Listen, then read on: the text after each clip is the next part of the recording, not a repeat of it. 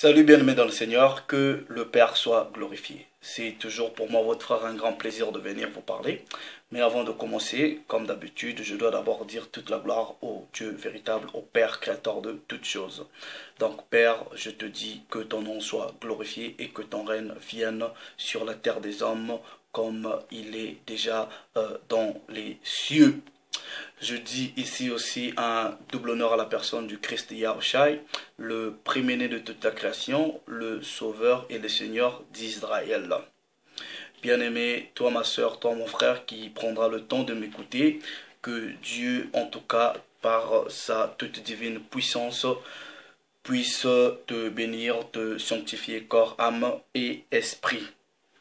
Je vais ici présenter mes salutations d'abord spéciales et distinguées à la fille et au fils d'Israël, à tous ces bantous, aux vrais hébreux dispersés à travers le monde entier. Mes salutations aussi, en tout cas, favorables à tous les païens, les uns des autres nations, mais qui ont cru et qui aiment véritablement la parole du Père par la personne du Christ Yahushai. Que la paix du Père soit sur vous tous. Maintenant, comme vous pouvez voir le titre de la vidéo, je l'ai intitulé « La loi avant Moïse ». Ok, non, le livre des morts et la loi avant Moïse, entre parenthèses, les 42 lois de Mahat. J'ai choisi de faire cette vidéo tout simplement parce que il y a quelques jours, quelques semaines, une sœur m'avait interpellé en me disant qu'elle avait découvert quelque chose qui disait comme quoi, voilà, une vidéo qu'un Congolais avait fait en disant, oui, Moïse avait volé les 10 commandements en Égypte. Donc, comme ce sont des imaginations, et la Bible dit, nous devrons détruire toutes les imaginations. Donc ici, au travers les Écritures, par l'Esprit du Dieu véritable, je vais prouver, en tout cas, verset par verset, que Moïse n'a jamais rien volé quand il s'agit des 10 commandements. Il n'a jamais rien volé des 10 commandements et on va vous prouver si avant Moïse, si la loi n'existait pas. Donc, le Christ, vous savez qu'il dit dans Jean 8, 32, vous allez connaître la vérité et la vérité fera de vous des hommes libres.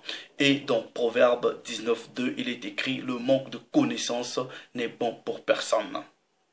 Et le Sirach, le Siracide, le sage du Père dit dans le livre du Siracide du chapitre 6 du verset 33, si tu aimes à écouter, tu vas apprendre.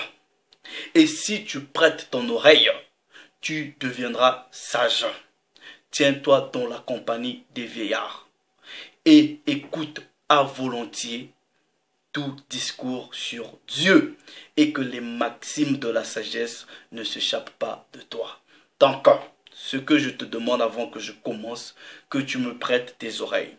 Mais avant de me prêter tes oreilles, il faut que tu testes d'abord tout simplement l'esprit qui est en moi, qui m'anime pour que je vienne te parler. Parce que la parole de Dieu dit, testez toutes choses, testez tout esprit pour savoir si ces esprits-là viennent du Créateur.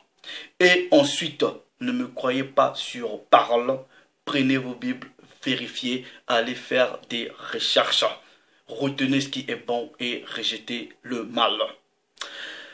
Donc, pour commencer, vous voyez, dans le christianisme actuel, je précise bien, christianisme actuel, les gens pensent que quand ils parlent de loi, ils pensent automatiquement à Moïse en disant, oui, la loi c'est Moïse.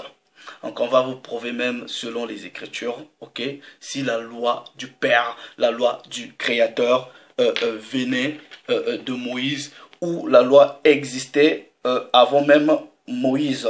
Donc pour commencer, nous allons aller dans Jean chapitre 1er, Jean chapitre 1er, du verset 17, je lis dans la version de la Bible, seconde 19, 10, où il est écrit,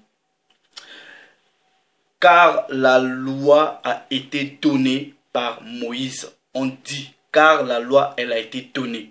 On ne dit pas qu'elle vient d'eux, mais elle a été donnée. Donc, pour que quelque chose soit donné, il faut que cette chose ait été au préalable fabriquée ou ait existé au préalable avant qu'on t'en a. Est-ce que vous comprenez les mots et les expressions de la Bible? La grâce et la vérité sont venues par le Christ. Donc, en réalité, avant que le Christ vienne, il n'y avait pas la grâce. Avant que le Christ vienne, il n'y avait pas la vérité. Puisqu'on dit, la grâce est venue par lui. La vérité est venue par lui. Mais la loi a été donnée. Est-ce que vous comprenez les mystères de la parole du Père? Mais non. Si vous voulez même accepter que la loi a été donnée par Moïse, mais la parole déjà vous contredit. Tout simplement pourquoi? Parce que cette loi-là, avant qu'elle ait été donnée, ok, elle existait préalablement. Pourquoi? Nous allons dans Romains, ok, dans Romains chapitre 7, Romains chapitre 7, prenez des notes, j'ai donné le premier verset, 1 Jean chapitre 1, 17, là je donne Romains chapitre 7, du verset 14, où il est écrit, nous savons en effet que la loi est spirituelle. Donc la parole vous prouve d'abord que la loi avant tout c'est quelque chose de spirituel. Dieu est esprit. Donc la loi a existé avant tout, avant qu'elle prenne la forme physique. Donc on vous dit que la loi est spirituelle. Et la parole va nous faire comprendre encore que ce qui est spirituel, c'est ce qui vient avant. Ok, est créé avant. Ce qui est spirituel est créé avant. Mais dans l'existence, dans la réalité physique, c'est ce qui est physique que vous pouvez voir avant. Et ce qui est spirituel, vous ne voyez pas. Donc en fait, dans la réalité, si on est sur cette terre, on va dire c'est les choses physiques qui viennent avant. Et les choses spirituelles viennent après. Mais dans la réalité spirituelle, c'est d'abord tout ce qui est spirituel qui vient avant. 1 Corinthiens chapitre 15, 1 Corinthiens chapitre 15, du verset 46, il est écrit, mais ce qui est spirituel n'est pas le premier. Ok? C'est ce qui est animal. Ça veut tout simplement dire, dans la réalité physique, ok?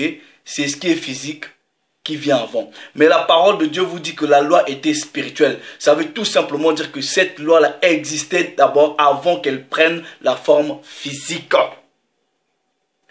Donc, quelle est la première personne à qui la loi de Dieu a été donnée? À toutes ces personnes-là qui disent Moïse a volé, ok? La parole va vous confondre. Donc, premièrement, nous allons dans Genèse, ok? Dans Genèse, pour vous prouver que la première personne à qui le Père a transmis la loi, c'était le patriarche, le premier homme, Adama. Ok? Genèse chapitre 2. Et à cette époque-là, l'Égypte n'existait pas. Quand Dieu a donné la loi au premier homme, l'Égypte n'existait pas. Donc à vous tous qui croyez que Moïse a volé quoi que ce soit en Égypte, la parole de Dieu vous confond. Ok? Il a pas volé. Il a dû peut-être voler d'autres choses, mais quand il s'agit de la loi du Père, il n'a pas volé. Ok? Parce que la parole dit qu'il a été instruit avec toute la sagesse de l'Égypte. Donc il a dû certainement avoir des connaissances. Oui, mais quand il s'agit de la loi, non, il n'a pas volé. Et on va vous prouver que vos 42 lois de Mahat là, ok? Voilà, Dieu avait donné déjà ces lois avant même Moïse.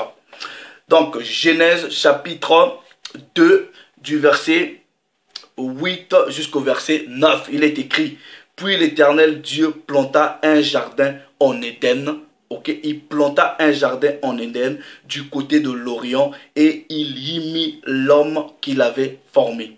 Verset 9, « L'Éternel Dieu fit pousser du sol des arbres de toute espèce, agréables à voir et bons à manger.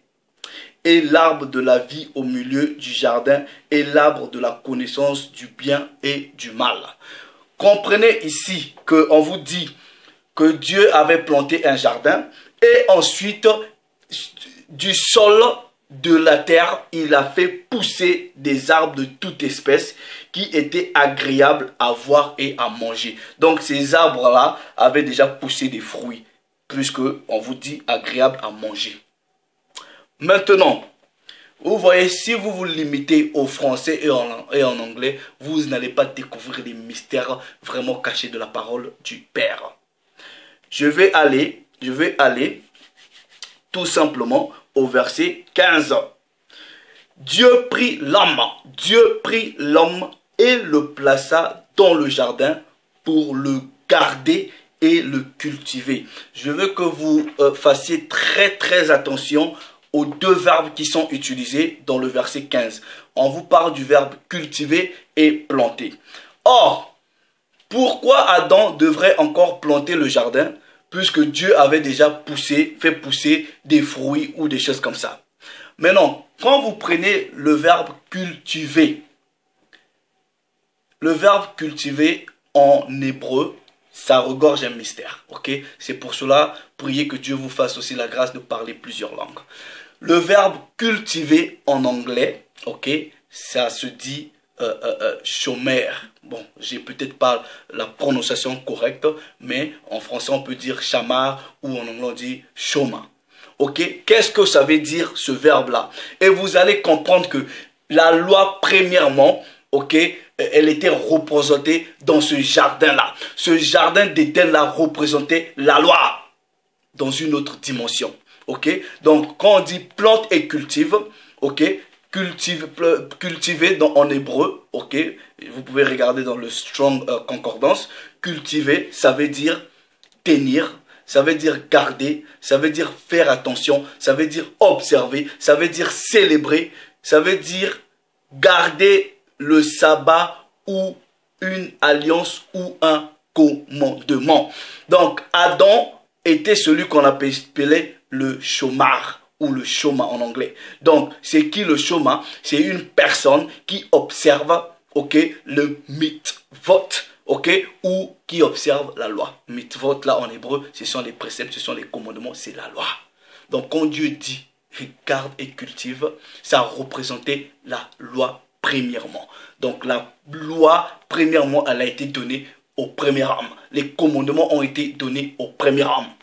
Et le mot chôma, cultivé en anglais, est toujours lié au sabbat. Est toujours lié au sabbat. Et vous avez des expressions comme chôma, sabbat en hébreu. Donc ça veut dire quelqu'un qui observe le sabbat, qui observe les commandements. La parole de Dieu est claire. Donc la loi, premièrement, elle a été transmise au premier homme. C'est pour cela, quand vous lisez Genèse chapitre 2, ok, du verset 3, on vous dit Dieu bénit le 7e jour et il le sanctifia. C'est pour cela dans Exode chapitre 20, on vous parle du sabbat, que c'est le jour que le Père avait choisi. On vous dit tu garderas le sabbat sacré, sanctifié. Donc le sabbat est saint et Dieu avait déjà sanctifié son jour. Et toute la loi était représentée, ok, par le jardin d'Éden, où le Père dit, tu dois planter le jardin et tu dois le cultiver. Ça veut dire que tu dois devenir le chôma ou le chômard sur le jardin. C'est-à-dire tu dois observer ma loi. Ce jardin-là aussi, dans une autre forme, pouvait représenter le temple, le lieu de prière, où Adam viendra pour observer son sabbat, prier avec sa famille. Mais non. Quand Adam va apprendre la loi, il va faire quoi? Il va la transmettre à ses enfants. Il va la transmettre à ses enfants. Parce que, vous voyez le tu ne tueras pas ou quoi que ce soit là. Ok? Si Caïn ou Abel, si Caïn il ne connaissait pas la loi, quand il a tué son frère, pourquoi il pleurait encore? Pourquoi il savait que c'était mauvais? Parce que cette loi-là déjà existait. Le Père avait déjà dit, tu ne tueras pas. Dans l'ensemble des lois, quand on dit Adam, observe. Pourquoi? Puisque ici, là, on ne vous dit pas les histoires de tu ne tueras pas. Mais pourquoi il savait déjà que l'acte qu'il avait commis était mauvais? Et pourquoi ensuite, ils ont eu l'idée d'aller soi-disant offrir des sacrifices, ok, si c'était déjà pas la préscience de Dieu dans ce qui devrait advenir. C'est leur père qui leur a enseigné. Est-ce que vous comprenez? Et les enfants ont pris la loi, ensuite les humains ont commencé à se peupler et la loi se transmettrait comme ça. D'Adam à Enoch, Lamech à Noé. Et on va vous prouver, ok, que Noé connaissait la loi. Noé connaissait la loi. 2 Pierre. On va aller dans 2 Pierre 2, ok. 2 Pierre chapitre 2, du verset 5, il est écrit: s'il n'a pas épargné l'ancien monde, mais s'il a sauvé Noé, lui, 8e, ce prédicateur de la justice. On dit il est prédicateur de la justice, mais on ne dit pas qu'il est prédicateur de justice. C'est différent. De la justice. Et c'est quoi la justice? On vous dit, Noé prêchait, il était un prédicateur de la justice. Il prêchait la justice. Et c'est quoi la justice selon les Écritures? Nous allons comprendre c'est quoi la justice selon les Écritures. Psaume, ok, Psaume, la définition de la justice selon les Écritures.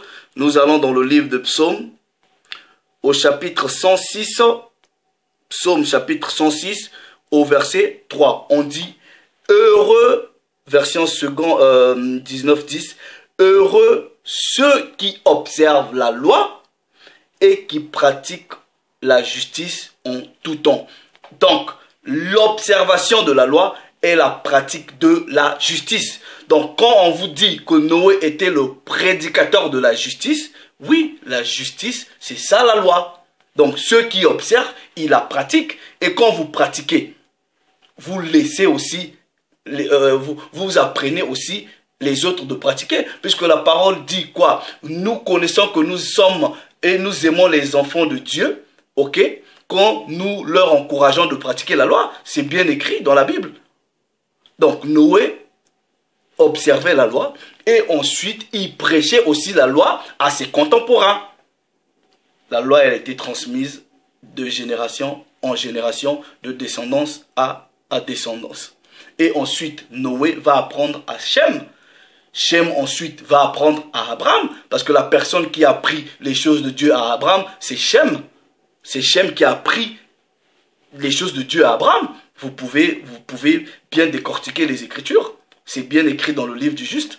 C'est Shem qui a appris Dieu, qui a appris le Dieu à Abraham, puisque le père d'Abraham, Tira, c'était un idolâtre. Donc, on va voir comment est-ce que la Bible dit qu'Abraham aussi observait les lois. Vous comprenez qu'ici, Moïse n'existait pas encore. Ici, Moïse n'existait pas encore. Nous allons dans Genèse chapitre 26. Genèse chapitre 26, du verset 5. Il est écrit, excusez-moi, parce qu'Abraham a obéi à ma voix et qu'il a observé quoi? Mes ordres. Ok, mes commandements, mes statuts et mes lois. Donc la parole de Dieu vous prouve qu'avant Moïse, les lois, les statuts, les commandes existaient déjà. Les tu ne tueras pas, toutes ces choses-là existaient déjà. Les hommes avaient ces lois-là et Moïse n'existait pas. Et ensuite, tranquillement, on initie des enfants de génération en génération et c'est tombé à Moïse. C'est tout. On va lire encore. Psaume, attendez, Psaume 100.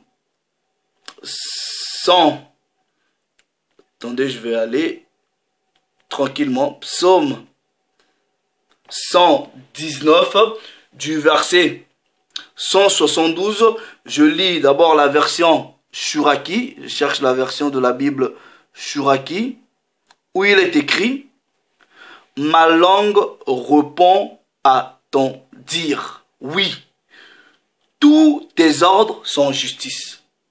Les ordres de Dieu sont justice. Noé est le prédicateur de la justice.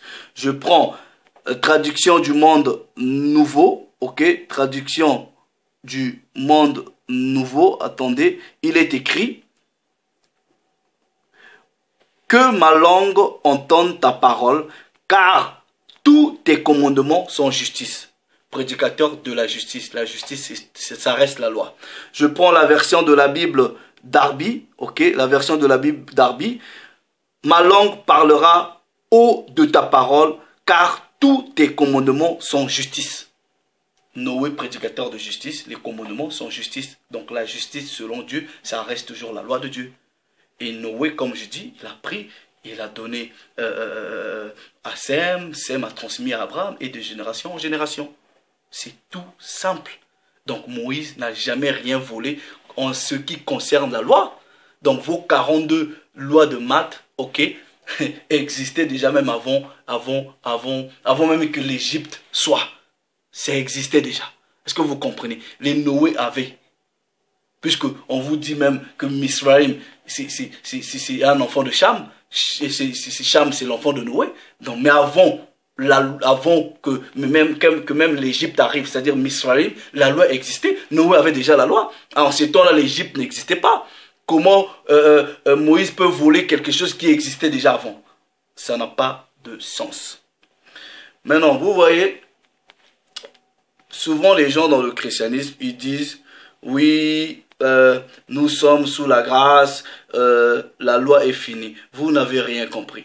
Vous voyez, vous n'avez rien compris. On vous dit que la loi, elle est spirituelle. Ok, quelque chose qui est, la parole de Dieu est claire, même dans le livre de Psaume, on dit que les commandements de Dieu restent éternels. Et ça va finir où? Vous êtes confus, confondus. Parce que si vous ne maîtrisez pas le principe même de la loi, vous ne pouvez pas maîtriser le principe de la grâce. C'est pas possible. Ok? Donc, il faut comprendre ces principes-là. Ok?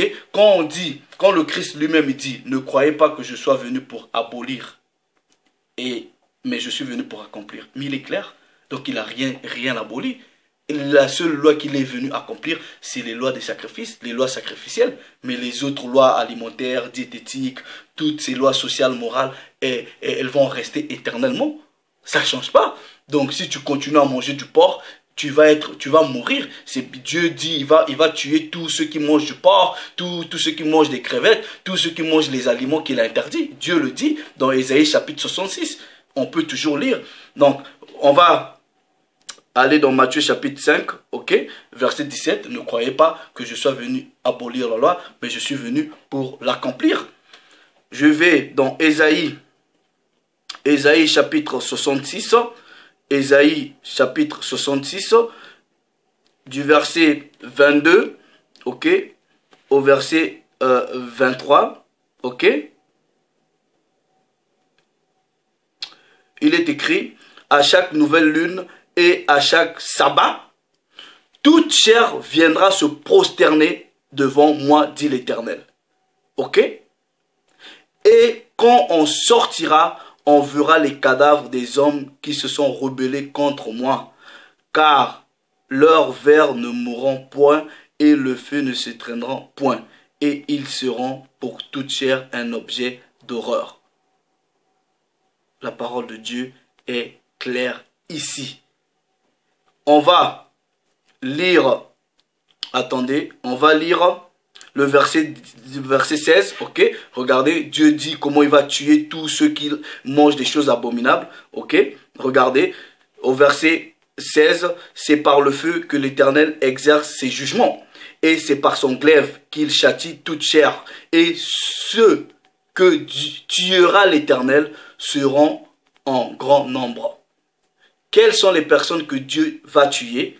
Ceux qui se sanctifient et se purifient dans les jardins, au milieu desquels ils vont un à un, qui mangent de la chair de porc, ok, virgule, des choses abominables. Les choses abominables, vous les retrouvez dans Lévitique chapitre 11, ok. On dit Dieu tuera toutes ces personnes-là qui mangent des choses abominables et des souris.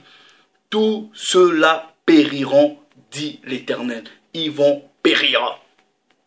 C'est aussi simple que ça. Révélation, c'est-à-dire Apocalypse